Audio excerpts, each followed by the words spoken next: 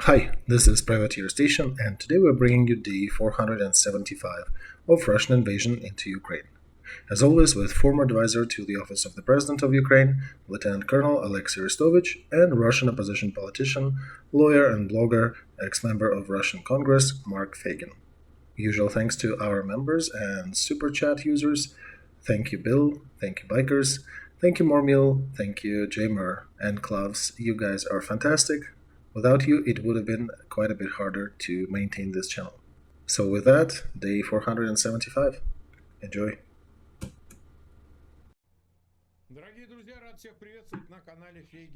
Dear friends, glad to see you all on Feygin Live. It is Tuesday, June 13th. Time is 22 p.m. in Kiev, same time in Moscow. Day 475 with Oleksiy Arestovych. Good evening, Oleksiy. Good evening, everybody. Good evening, dear viewers. We have over 40,000 starting with us that stream. Over 10,000 already clicked the like button. My usual ask to all, please continue sharing links to that stream in your social media. Click the like button so it attracts more new eyeballs, and do not forget to subscribe to Feygin Live, to Oleksiy Arestovych, and to the Privateer Station if you are listening or watching that in English. Alright, it is a busy day today. Let's start our discussions. Let's perhaps start with counteroffensive and then switch to Putin and his festivities that he held at the meeting with military correspondents. And let's start with counteroffensive. First of all, it is moving. Not everything is fully clear, but we can discuss what is open in the public, what is reflected in the maps of deep state, what the Western sources are talking about. So we can get a better understanding of the dynamics of this counteroffensive and what other parallel results we should monitor. I'm ready. All right, go ahead, answer. Can you please bring the map? I do not quite see anything on the screen. Okay, we have the map now, and we are showing the southern. Yeah, show more to the south of Zaporozhye. Okay, move more to the left, to Dnieper River. Kamenskaya, Petykhatki. Okay, yeah, we have Kamenskaya open, Lobkovaya, that area. So, in that area, the defense of Russian troops is very saturated. There are several rows, several fortified positions, and our troops are moving. They're moving by tens of yards daily, and it does cost us a lot of effort and quite a bit of blood to continue that push in that area. This is the main area of their defense, and if you continue moving further to Novoselka, that's a little more interesting. Yesterday they advertised in their publics a scary 127 division that was burnt by our Marines, and they counterattacked. They burned their tanks and equipment and disabled Russian push to take the village back. That information coming from there today is very controversial. There are news coming from our side, there are news coming from the other side, and they're all very different. So let's follow deep state instead. These guys are more conservative. And looking at this map, we can see that there are 3 villages in the blue zone in the center. That means that Ukrainian troops are already controlling the territory. Then there are the next village down. It is drawn to be still under the enemy, but it is portrayed on the map as still red, even though we already have reports of active fighting in that settlement. And if you look on the other side of the river, there is a bit of green zone there, going toward Donetsk.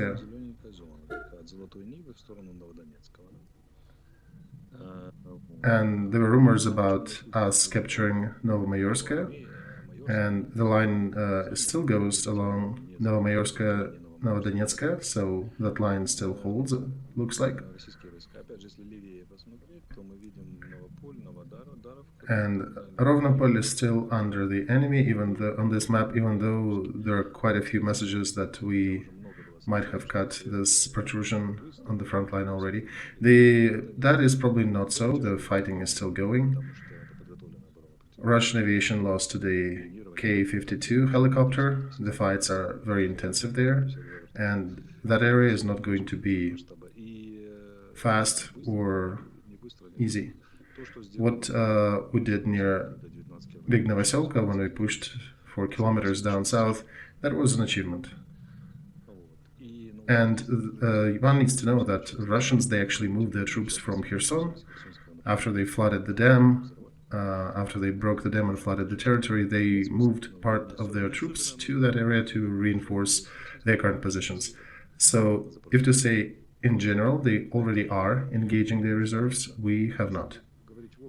The main task of military conflict is to deceive the enemy about the main direction of offensive. So the enemy would prepare, and since both sides do see a lot, it's a modern warfare, so there are a lot of intel means that can give a lot of data.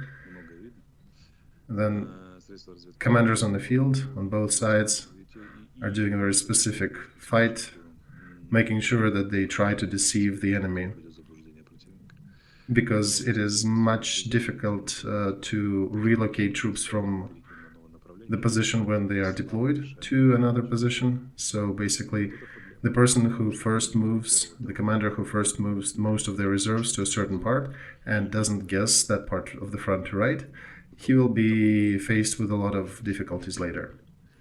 So this is very specific chess on the level of commander and a very difficult and bloody labor on part of soldiers. There are a lot of landmines, there are a lot of anti-tank missiles flying from behind every cover, a lot of artillery shelling, and in these conditions we still manage to push. So it will last. It will be a long effort. It's not even a question of a week or two. This whole story will probably be months. 1 month at least. So we should not be expecting bold pushes through. Everything may happen, of course, but I think some results, some tally could be made a month later. It's not that nothing is going to be happening during the month and then all of a sudden everything transpires, but in general, big results can be observed, I would say, probably within the month time frame.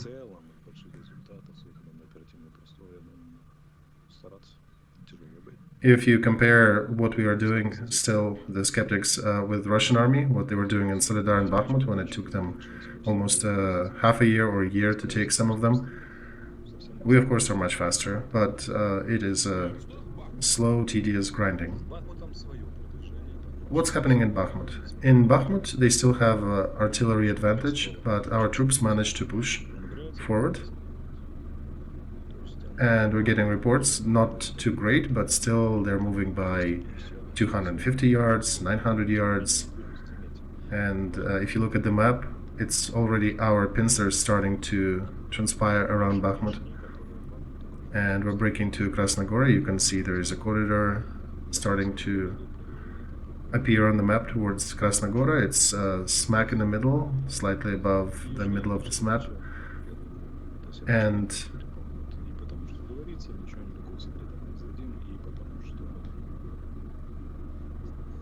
Olexiy, your sound is disappearing.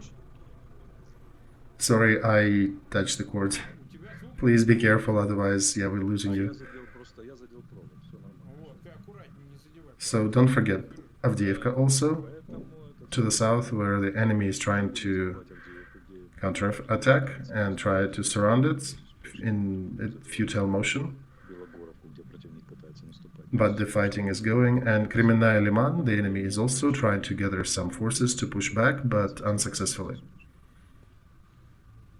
Alright, I would want to show another video. I think I showed it in the other stream. Look for yours.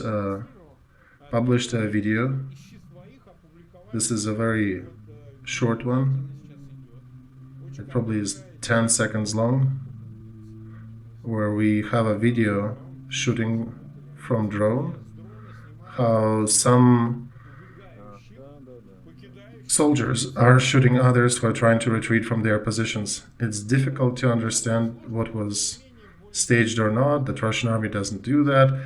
I don't think that comes as a big surprise. They did talk about the guards of that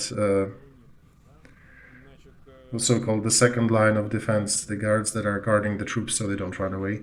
So what would you say about that? How symptomatic this story is that we have to deal with? We'll discuss Putin's statements, but about the facts of desertion, how big of an issue is that for the Russian army? Well, Mark, they have a very serious statement there on the front that nobody is allowed to retreat. We hear that in the radio intercepts, on their sobbing communications with families, and in what they say when they manage their troops, and what, main factor is when we intercept family communications. And it is not really surprising to me. Absolutely, like zero surprises. It's not the first case. Maybe the first one that we managed to shoot from the drone, but not the first by mentions and radio intercepts. We heard of these things. Command also is getting some heat. General Major Garachev, commander of 35th Army, he started this war as a commander of the 5th Tank Army, which was very advanced, praised in Russia, together with his officers, and there were a lot of colonels there with him, after we shelled that command outpost. So we hit the command outpost of the 35th Army, and that's a big achievement. I think the last Russian general died on the 5th of June of last year, so for almost a year they didn't suffer any casualties, and now again we're refreshing that roster. We can also add 2 blown up bridges on their territory, hitting some good targets in Takmak, Berdyansk, and Melitopol. But we have also a tragedy in Kryvyi Rog. Last message I saw in press was 12 dead, 30 plus in hospital, 12 in a serious condition, and it's flags down in that city. There are a lot of dead civilians, and of course they tried to attack Ukraine overnight as well, and most of the missiles targeting Kiev were shot down. Some of them did break through though. That's a sad story, right? 160,000 are watching us, over 50,000 click the like button. We've been 13 minutes live. Big ask to our viewers, please continue sharing links in your social media. That definitely helps to get new eyeballs on the streams and to counter Putin's propaganda and other Russian money paid talking heads. There is also a link under this video to Play Market to our channel live for the Androids.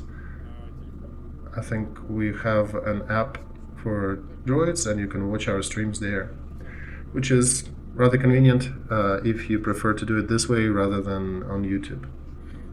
That is only, side note from Privateer Station, that is only on Russian version. Alright, so today Putin held the meeting with military correspondents. That is a very symptomatic act. I want to bring it up with you why today, why did not he do that regularly before. And the audience that he had there, I'd call them freaks, definite freaks. They're not journalists, they're not propagandists, they're basically spewing false and vengeful texts and pretend to be journalists.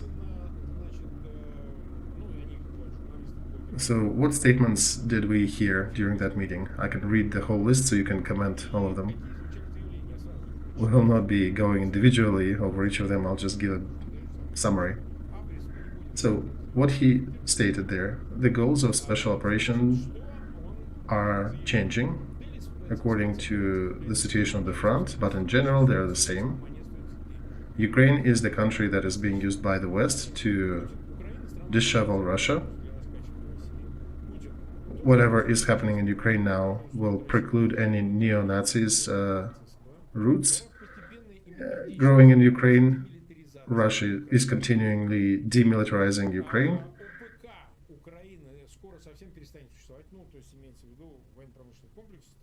And he's saying that military complex in Ukraine does not exist. Ukraine cannot produce their own military supplies anymore. It's only the West that's supplying them. He also made a reference to the Orange Revolution of 2004.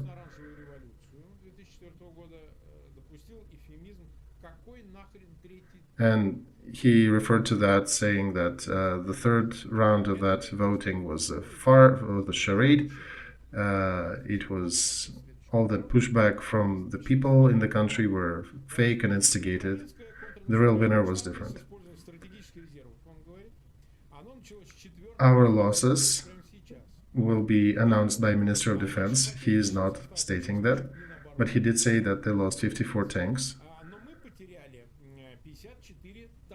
Ukrainian losses are at about 25-30% of the amount of equipment they already got from the West. Russia was absolutely not interested in the tragedy on Kakhovskaya power station. And he's making a statement about the destruction of that dam. Unfortunately, says Putin, that explosion precluded Ukrainians from counteroffensive on that flank, and it would be better if they actually did attack. So I don't know how you gauge that statement. He also commented about the UAVs attacking Moscow, saying that the same thing happened in Syria and we learned how to counter that. And he did make a statement that Ahmad Kadyrov people will be providing security in Belgrade. So, by the way, Belgrade citizens, welcome new Kadyrov defenders. And Putin acknowledged that there is a problem, that Ukraine is trying to pull Russian forces to that territory. And if the attacks on Russian territory continues, we'll need to bother with creating a sanitary zone so their UAVs cannot reach us. Overall, situation is stable. We don't need to send regular recruits to the military zone. We already have 150,000 contractors in the army, and together with the volunteers, it's 156,000. So, by the way, 6,000 volunteers for the whole country of Russia. Only 6,000 they managed to gather voluntarily. He also says that there were some fake generals in the army who were not effective, and necessary generals started to appear, and we'll need to promote them. He did say that the data about the soldiers are not getting paid for destroying Ukrainian equipment, 300,000 for a jet, 150 for a tank. He did say that one needs to respect the existence of Ukraine, but this doesn't give the right to disrespect Russia. And he mentioned Sobchak, his boss back in St. Petersburg early in his career. And he's saying that, as the boss used to say, if Ukraine wants to leave, they should leave with what they came with about the desire of Ukraine to join NATO. He was asked about private mercenary corps and how to bring them back to the legal field. Maybe somebody posted that question from the military command, and the president said that he asked to bring everything back into the legal field and common sense. And he's saying that Minister of Defense is already signing contracts with all those who are willingly participating on the Russian side. So the volunteers can join for money with Ministry of Defense, not necessarily with PMC. So I wonder if one can draw a big cross again across the Wagner troops' future. And he did say that Bradleys and Leopards are burning fine. We do have special depleted ammo to use against them. We're not using them yet, but we can if we need to. And we have different plans about the future of Ukraine, and depending upon how this events will unfold on the front. Regarding the grain deal, we were deceived. We were thinking about quitting it. And if they do want the war to stop, the West needs to stop supporting Ukraine with arms. We did not plan Ukrainian events or other events in Crimea. We did not plan that special operation. We just were forced to act. And in case of Third World War, there will be no winners. America will not be able to declare itself a winner as well. And there was a lot of more shit statements coming from that asshole of a president. So, what would you like to comment on this? Mark, answering that disconnected delusions is difficult. How about general grade?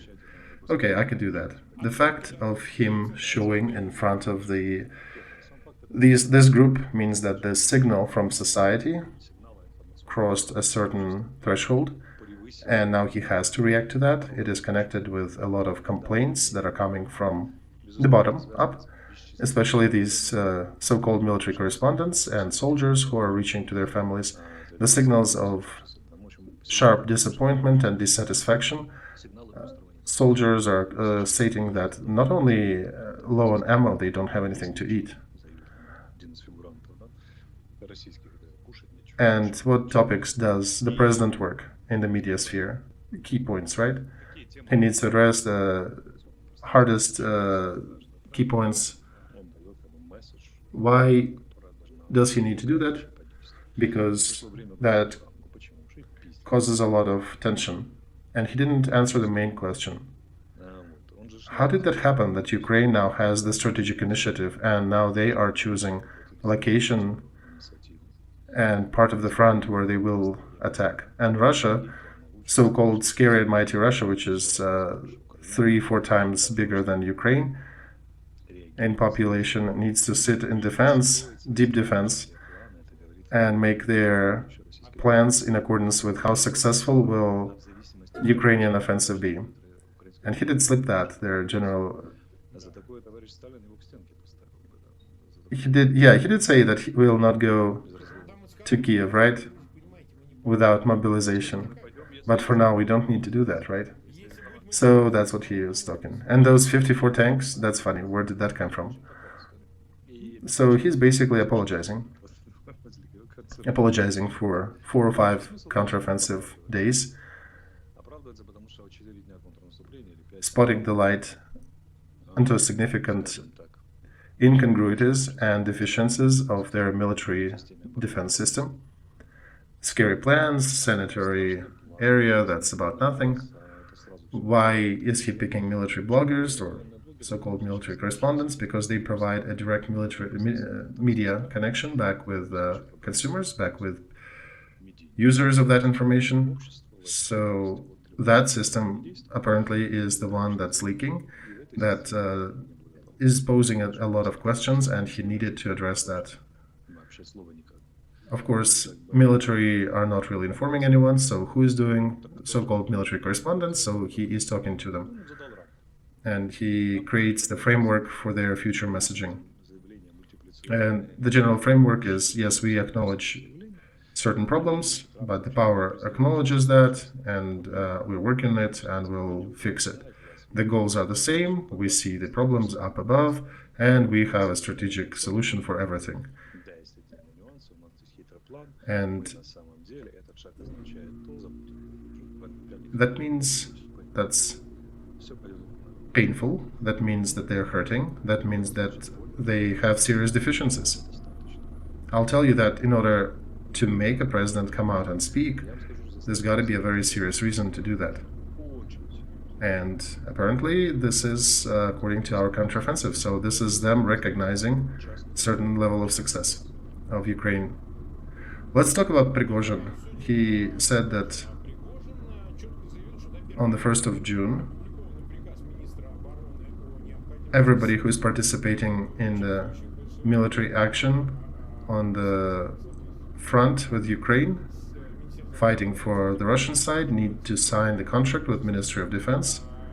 So legally, we understand that even Wagner will be switched under the command of Ministry of Defense.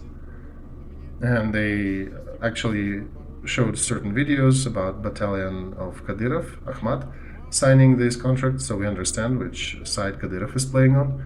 And now Putin confirms that it is not a private initiative of Shoigu, that it is all well regulated with Putin and all. So the question about legal side of these private military corps, they are solving it through making it a part of a system of defense. They'll be getting weapons, dress, you'll be getting orders. I think that's how we should be looking at it. And I think this is a bureaucratic loss for Prigozhin. Well, how one would expect, it's a rhetorical question, how would Prigozhin's private mercenary corps defeat the centralized, controlled Putin's establishment?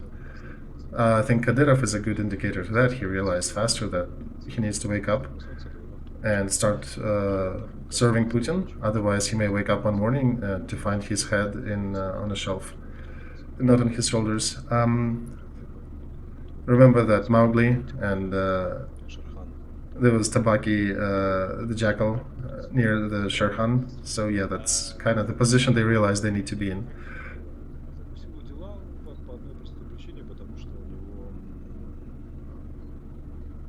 And Prigozhin does have a certain supportive structures, bureaucratic structures and military structures and government structures that are supporting him, but they're outside of Russia.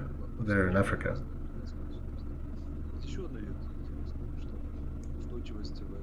And there is an interesting other side to Prigozhin is that a lot of Russian elites are reportedly moving money from Russia and investing them in Africa or hiding them in Africa, pretty big money, gold and other valuable things. So I think Prigozhin really lives and dreams to leave Russia and go back to Africa, to the land of his operations.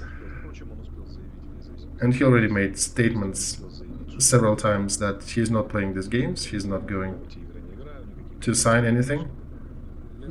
He did cheer Russian army in their successes of destroying Ukrainian equipment and hardware on the front, but he's still saying negative stuff about Russian military command.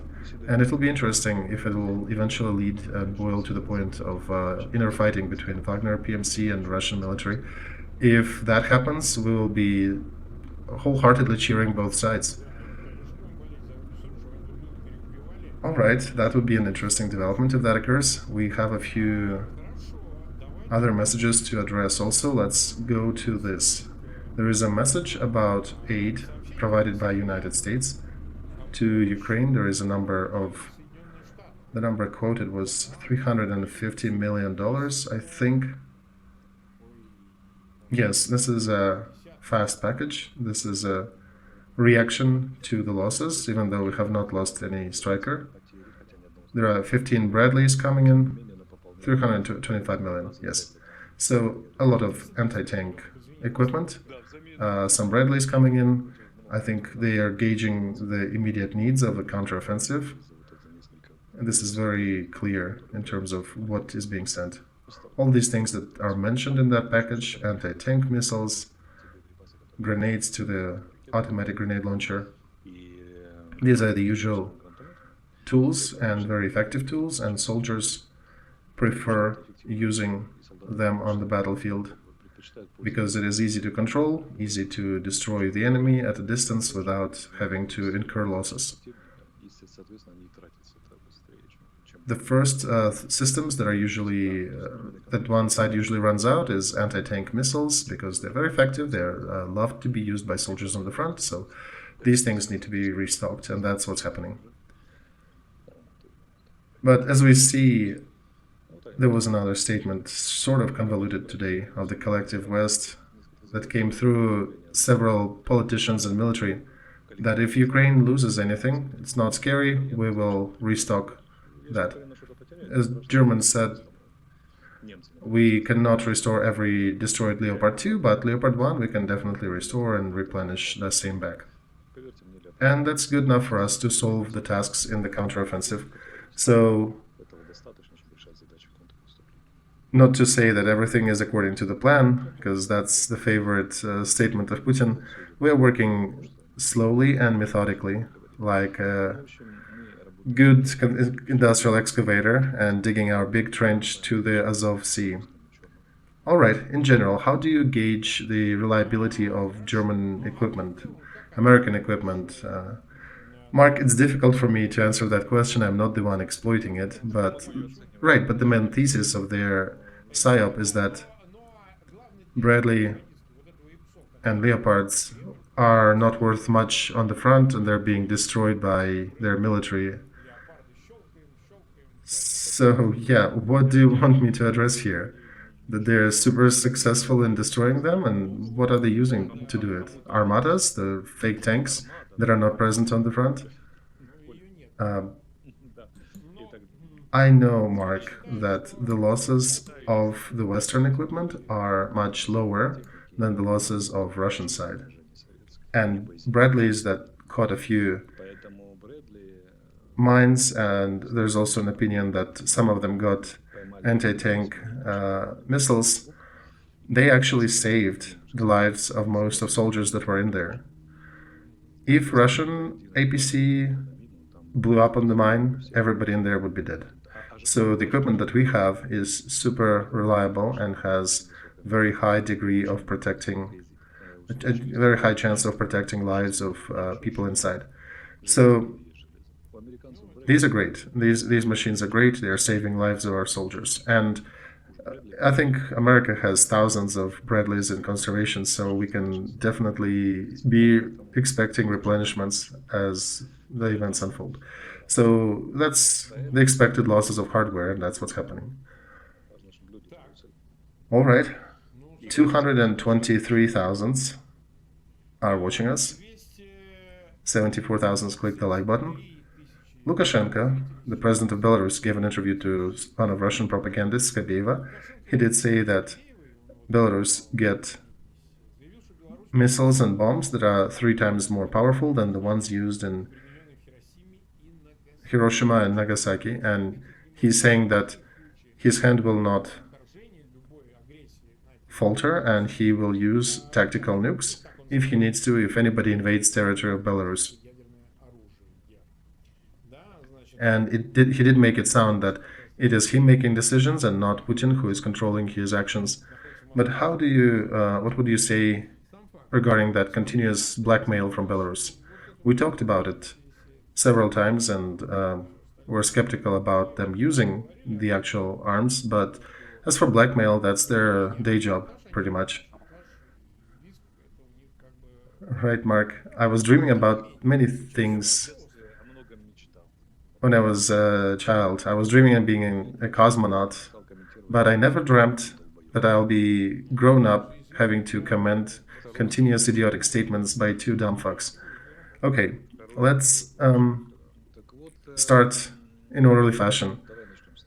Putin will unlikely give control of these arms to Belarus, to their experts.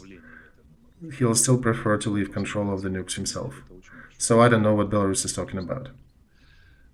And second, yeah, you can use all these things if you want to, but what changes? Remember, his army refused his own pushes and shoves to participate in the war. He was probing his people and his army if they will support Russian initiative in Ukraine, and his people and his army basically told him to go F himself. 99% of his subordinates in the army just did not pick up the phone. That was the reports. And Belarus people, they don't want to partake in this war. They just will never do. He could not even move a motorized brigade to the war. What are you talking about? What nukes? So this is a rather fake blackmail, rather worthless. We of course have to comment on these things and their statements, but it's all fluff. It's for nothing.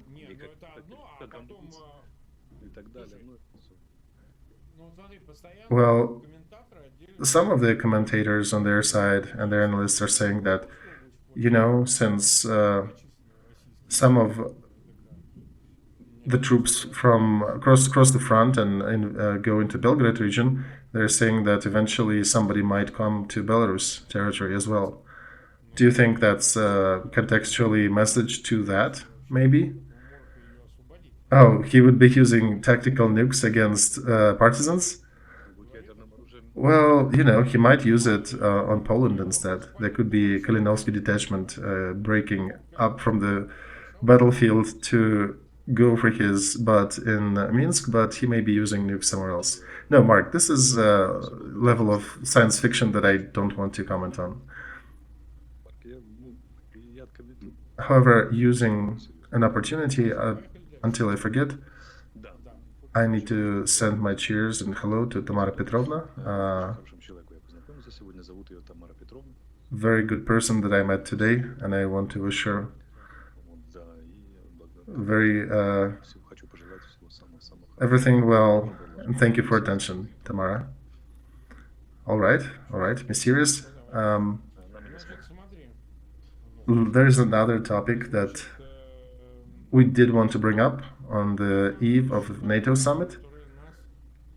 You saw that Duda, the president of Poland, did go meet with Macron. Hang on, Mark. Why am I not doing it? I want actually to send another thank you before we go there. I want to say thank you to my parents,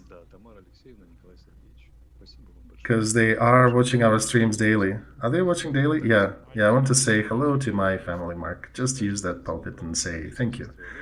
To my brother, to my sister Lesia. Whom did I send an autograph? To your sister, right? Okay. And using this opportunity, I want to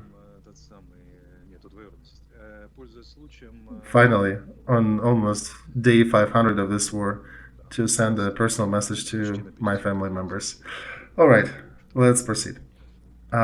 Meeting of Macron and Scholz and Duda, President of Poland.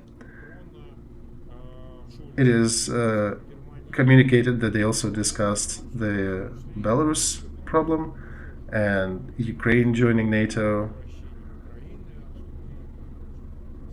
And there were several leaks coming out about what was discussed. What do you think? What are the trends? Do you think counteroffensive affects the events that will happen in Vilnius? I think everything is very symptomatic. The fact that they met in such a group, in such a format, I think it's the first time they ever did that. Because one of the Kremlin narratives is so-called conflict between so-called old and new Europe.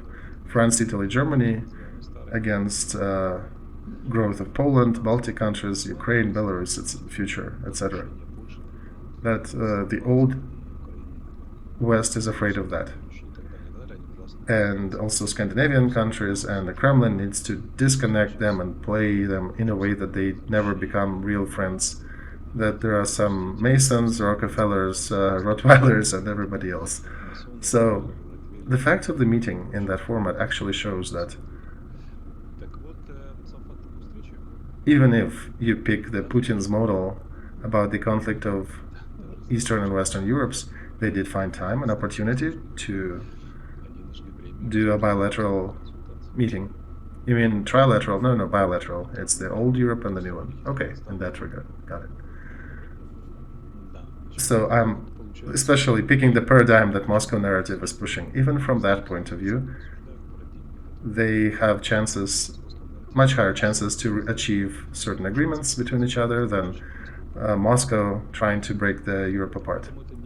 So it's a really bad signal for Moscow and the spreaders of these narratives. Any strengthenings of inter-European connections, especially related to European security, is good for us, especially on the eve of NATO summit. That's roughly about a month from now, right? In July. So that's when we'll see about our perspectives. And even a month later, when our perspectives on the front here are glamorous, average, or very bad, another scenario that is being peddled in the air, it will not affect Ukraine joining NATO, because there is no calendar plan, there is no actual connection, there is just a general opinion that yes, we need to be joining NATO. But even today, members of NATO and spoke through their spokespeople and representatives are saying, basically sending the same message, that until the end of the hot phase of the conflict, there will not be a calendar for a pathway for Ukraine to join NATO. So this is logical. One needs to supply Ukraine with arms, because without arms we cannot talk about joining NATO. What will join? Occupied Ukraine? No, of course. So we first need to win the war. We need to win that conflict. It's very logical, simple. Me personally I'm interested in, and every sane person in Ukraine is interested in getting more military supplies, more nomenclature. So I think we'll hear a lot of good news.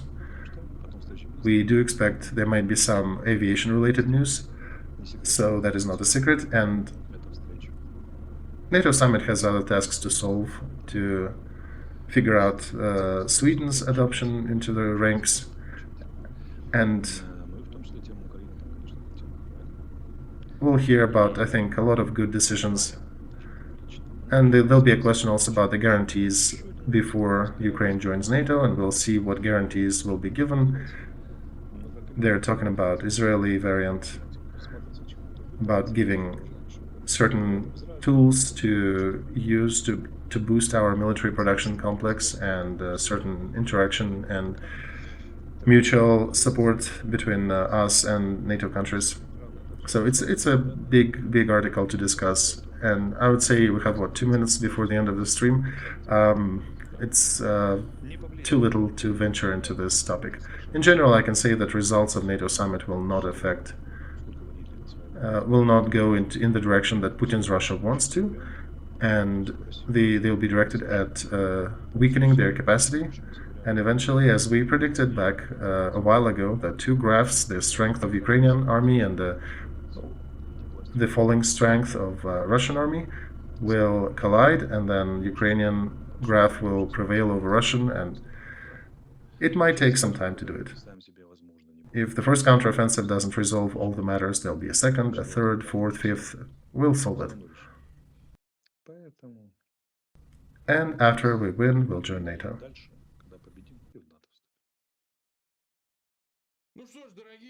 All right, dear friends, 200, almost 37,000 are watching us, 84,000 click the like button.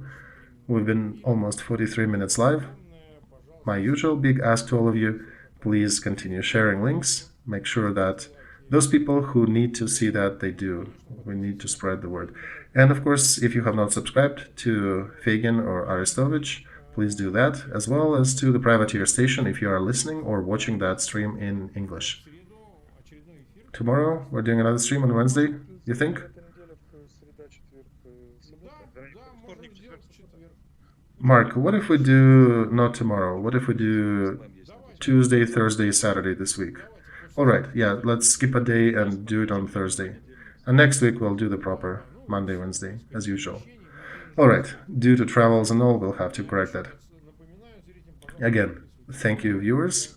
Please subscribe, share links, and we'll see Olexiy the day after tomorrow. Goodbye.